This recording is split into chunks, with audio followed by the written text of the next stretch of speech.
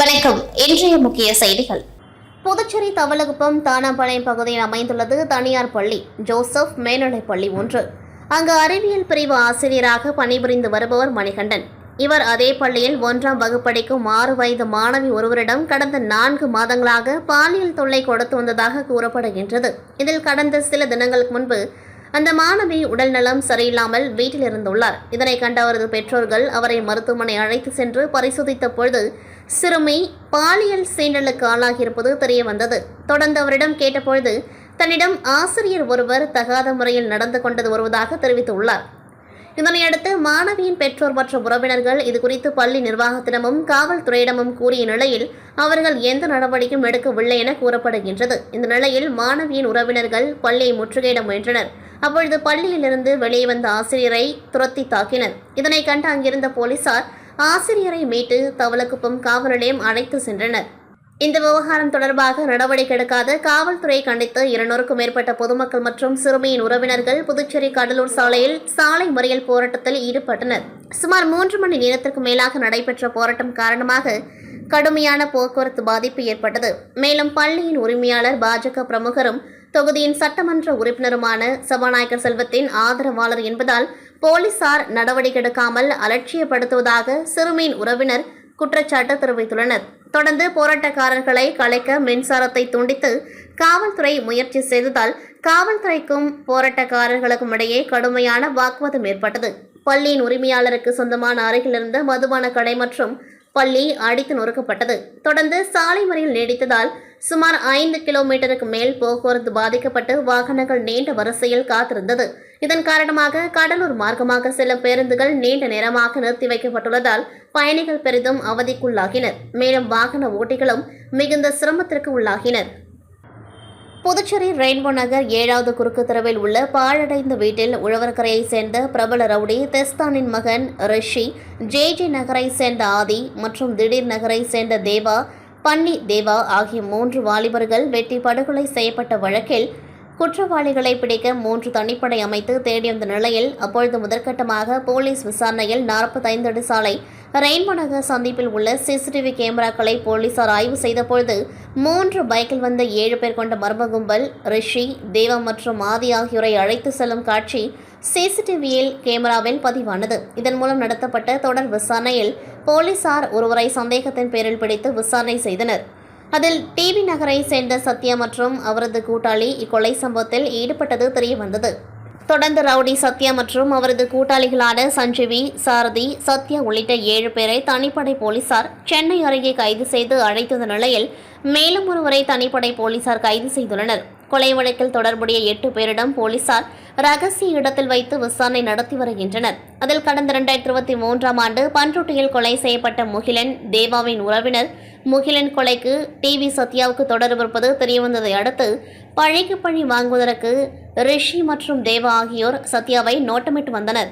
இந்நிலையில் சம்பவத்தன்று ரிஷி, தேவா மற்றும் ஆதி ஆகியோர் சத்யாவை நோட்டமிட்டு சென்றபொழுது சத்யா காதலர் தினத்தை கொண்டாட அவரது கூட்டாளிகளுடன் வம்பாக்கீரபாளையம் பகுதியில் இருந்துள்ளனர். அப்பொழுது ரிஷி, தேவா மற்றும் ஆதி ஆகியோர் அங்கு வந்திருப்பதை பார்த்து சத்யா மற்றும் கூட்டாளிகள் அவரை அழைத்துக் கொண்டு ரெயின்போ நகர் 7வது குறுக்கு தெருவுக்கு அழைத்து சென்று பேசியுள்ளார். அப்பொழுது சத்யாவிடம் எந்த ஆயுதமும் இல்லாததால் உடனே ஆட்டுப்பட்டியில் அவரது கூட்டாளிகளை கத்தி போன்ற பயங்கர ஆயுதங்களை எடுத்து வருமாறு கூறியுள்ளார். இதையடுத்து சத்யாவின் கூட்டாளிகள் தேவா மற்றும் ரிஷி ஆகியோரை வெட்டி கொலை செய்தனர். பின்னர் ஆதியை வெட்டிவிட்டு அங்கிருந்து தப்பி ஓடியது போலீசாருக்கு தெரிய வந்தது. மேலும் இக்கொலை வழக்கில் தொடர்புடைய 2 பேரை போலீசார் தேடி வருகின்றனர். புதுச்சேரி யூனியன் பிரதேசத்திற்கு என்று தனி கல்வி வாரியம் இல்லாததால் புதுச்சேரி அரசு தமிழக கல்வி வாரியத்தை பின்பற்றி வந்தது.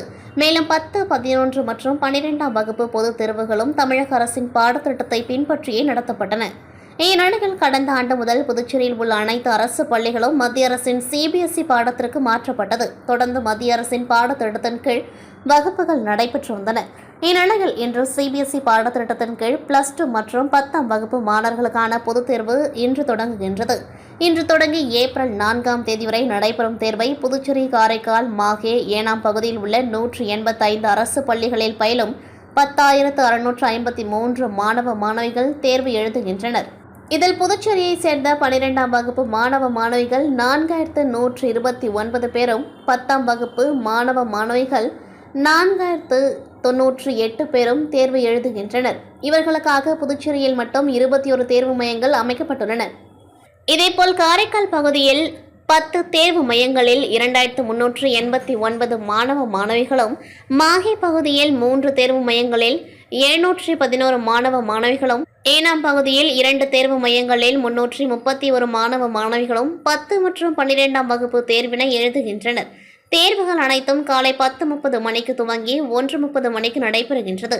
தேர்வு மையங்களில் தடையின்றி மின்சாரம் வழங்க தேவையான நடவடிக்கைகள் எடுக்கப்பட்டுள்ளது. மேலும் தேர்வு எழுத வரும் மாணவர்கள் எந்தவித தகவல் தொடர்பு சாதனங்களும் எடுத்து வர தடை விதிக்கப்பட்டுள்ளது.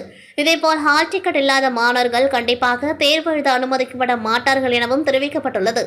புதுச்சேரி அரசு பள்ளிகளில் மத்திய அரசின் சிபிஎஸ்இ பாடத்திட்டம் கடந்த ஆண்டு முதல் அமல்படுத்தப்பட்ட நிலையில் முதன்முறையாக மத்திய அரசின் பாடத்திட்டத்தின் கீழ் அரசு பள்ளி மாணவர்கள் பொதுத் தேர்வை எழுதுகின்றனர் என்பது குறிப்பிடத்தக்கது.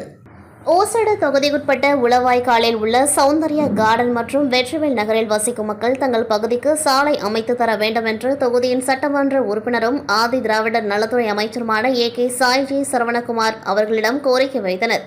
இதனைத் தொடர்ந்து அமைச்சர் சாய்ஜி சரவணகுமார் வில்லையனூர் கொம்யூன் பஞ்சாயத்து மூலம் ரூபாய் 43,93,000 மதிப்பீட்டில் சௌந்தர்யா கார்டன் பகுதிக்கும், ரூபாய் 15,84,000 மதிப்பீட்டிலும் வெற்றிவேல் நகர் பகுதிக்கு WPM சாலை அமைப்பதற்கான அரசாணை பெற்று இன்று அப்பணிக்கான பூமி பூஜை நிகழ்ச்சியில் அமைச்சர் சாய்ஜி சரவணகுமார் கலந்து கொண்டு பூஜை செய்து பணியினை துவக்கி வைத்தார். இந்நிகழ்ச்சியில் ஆணையர் ரமேஷ், இளநிலை பொறியாளர் பிரதீப்குமார், பாஜக ஓசுடு ஒருங்கிணைப்பாளர் சாய் தியாகராஜன், தொகுதி தலைவர் முத்தால முரளி, கட்சி நிர்வாகிகள் முருகவேல், சபரி, களியமூர்த்தி, மனோகர், ஓசுடு சாலை மற்றும் குடிநீர் பொறுப்பாளர் கருணாகரன், கூட்டணி கட்சி நிர்வாகிகள், பொதுமக்கள் என பலர் கலந்து கொண்டார்கள். புதுச்சேரி அருகே உள்ள தமிழக பகுதியான பெரம்பை பகுதியில் உள்ள பழைய பிளாஸ்டிக் குடோனில் நண்பகலில் திடீர் தீ விபத்து. தீ மற்றும் புகை அதிக அளவு பரவி அனைத்து பிளாஸ்டிக் பொருட்களும் எரிந்து நாசமானது. புதுச்சேரி வில்லையனூர் அருகே உள்ள விழுப்புரம் மாவட்டம் வானூர் சட்டமன்ற தொகுதிக்குட்பட்ட பெரம்பை பகுதியில் செயல்பட்டு வருகின்றது பழைய பிளாஸ்டிக் குடோன். இந்த குடோனில் இன்று நண்பகல் திடீரென தீ பற்றி மளமளவென தீயானது குடோன் முழுவதும் பரவியதால் தீ மற்றும் கரும்புகை வானளவு பரவியது. இதனையடுத்து வில்லையனூர் தீயணைப்பு வீரர்கள் உடனடியாக சென்று 1 மணி நேரம் போராடி தீயை அணைத்தனர். தீ விபத்து காரணமாக அனைத்து பழைய பிளாஸ்டிக் பொருட்களும் எரிந்து நாசமானது. தீ விபத்து குறித்து வில்லையனூர் போலீசார் விசாரணை மேற்கொண்டு வருகின்றனர். திடீர் தீ விபத்து ஏற்பட்டதன் காரணமாக பகுதியில் சிறிது நேரம் பரபரப்பு காணப்பட்டது. புதுச்சேரி நல்லவாடு மீனவ கிராமத்தை சேர்ந்த 1ஆம் வகுப்பு மாணவி பாலியல் வன்கொடுமைக்கு ஆளாக்கப்பட்டார். வன்கொடுமையால் பாதிக்கப்பட்ட சிறுமிக்கு நியாயம் கிடைக்க வேண்டுமென வலியுறுத்தி புதுச்சேரி மற்றும் தமிழகத்தை சேர்ந்த 18 மீனவ கிராம பிரதிநிதிகளின் ஆலோசனைக் கூட்டம் நல்லவாடு கிராமத்தில் நடைபெற்றது. கூட்டத்தில் காவல்துறை எஸ்பிக்கள் வீரவல்லவன் மற்றும் பக்தவச்சலம், ஆய்வாளர்கள் கலைசெல்வன், கணேசன் மற்றும் சஜித் ஆகியோரும் கலந்து கொண்டார்கள். சுமார் 2 மணி நேரத்திற்கு மேலாக நடைபெற்ற மீனவர்களின் ஆலோசனைக் கூட்டத்தில் புதுச்சேரி அரசை வலியுறுத்தி 7 தீர்மானங்கள் நிறைவேற்றப்பட்டது. அதன்படி வன்கொடுமை சம்பவத்தில் ஈடுபட்ட ஆசிரியருக்கு தூக்கு தண்டனை வழங்க வேண்டும், பாதிக்கப்பட்ட குடும்பத்தினருக்கு 1 கோடி ரூபாய் இழப்பீடு வழங்க வேண்டும், பாதிக்கப்பட்ட சிறுமியின் பெற்றோர்களை தாக்கிய காவலர்கள் மீது நடவடிக்கை எடுக்க வேண்டும், பள்ளியின் தாளாளர் மற்றும் பள்ளி முதல்வர் மீது போக்சோ சட்டத்தின் கீழ் நடவடிக்கை எடுக்க வேண்டும், உயர்மட்ட குழு அமைத்து இந்த பள்ளியில் இதற்கு முன்பு இதுபோன்ற வேறு ஏதாவது சம்பவங்கள் நடந்திருக்கிறதா என்பதை ஆய்வு செய்ய வேண்டும், கைது செய்யப்பட்டுள்ள ஆசிரியர் மணிகண்டனுக்கு அதிகபட்ச தண்டனையை அரசு வாங்கிக் கொடுக்க வேண்டும் என்பன போன்ற 7 தீர்மானங்கள் நிறைவேற்றப்பட்டது. தொடர்ந்து தீர்மான நகல்களை காவல்துறை எஸ்பிக்களிடம் மீனவ பிரதிநிதிகள் வழங்கினார்கள்.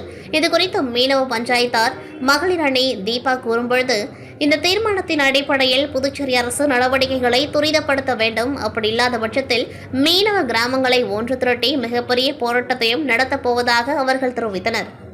புதுச்சேரி மணவெளி தொகுதிக்குட்பட்ட தானாம்பாளையத்தில் செயல்பட்டு வந்த தனியார் பள்ளியில் 1ஆம் வகுப்பு பயிலும் 6 வயது சிறுமி அதே பள்ளியில் பணியாற்றி வந்த ஆசிரியர் மணிகண்டனால் பாலியல் சீண்டலுக்கு ஆளாக்கப்பட்டார். சிறுமியிடம் பாலியல் சீண்டலில் ஈடுபட்ட ஆசிரியர் மணிகண்டன் மற்றும் பள்ளி நிர்வாகத்தின் மீது நடவடிக்கை எடுக்க கோரி சிறுமியின் உறவினர்கள் மற்றும் பொதுமக்கள் சம்பந்தப்பட்ட பள்ளியை சூறையாடி நேற்று மாலை முதல் நள்ளிரவு வரை சுமார் 6 மணி நேரத்திற்கு மேலாக புதுச்சேரி கடலூர் சாலையில் மறியலில் ஈடுபட்டனர். தொடர்ந்து மாவட்ட ஆட்சியர் குலோத்துங்கன் உத்தரவின் பேரில் சம்பந்தப்பட்ட ஆசிரியர் மீது போக்சோ வழக்கு பதிவு செய்த போலீசார் சம்பந்தப்பட்ட பள்ளிக்கும் சீல் வைத்து தொடர் விசாரணையில் ஈடுபட்டு வருகின்றனர். இதனிடையே சிறுமி பாலியல் சீண்டலில் தொடர்புடைய பள்ளி நிர்வாகத்தின் மீதும் நடவடிக்கை எடுக்க கோரி சிறுமியின் உறவினர்கள் மற்றும் அரசியல் கட்சிகள் சமூக அமைப்பினர் என்ற தவளக்குப்பம் பகுதியில் தொடர் போராட்டத்தில் ஈடுபட திட்டமிட்டுள்ளனர். இந்நிலையில் பாதிக்கப்பட்ட சிறுமிக்கு நியாயம் கேட்டும் ஆசிரியர் மற்றும் பள்ளி நிர்வாகத்தை கண்டித்தும் நல்லவாடு, மூர்த்திக்குப்பம், புதுக்குப்பம் உள்ளிட்ட மீனவ கிராமத்தை சேர்ந்த மீனவர்கள் இன்று மீன்பிடிக்க செல்லாமல் தங்களது எதிர்ப்பினை தெரிவித்துள்ளனர். மேலும் பாதிக்கப்பட்ட சிறுமிக்கு உரிய நீதி கிடைக்காவிட்டால் மாநிலம் முழுவதும் மீனவர்களை திரட்டி மிகப்பெரிய அளவில் போராட்டம் நடத்தப்படும் என மீனவர்கள் எச்சரித்துள்ளனர். இத்துடன் செய்திகள் நிறைவடைகின்றது. நன்றி, வணக்கம்.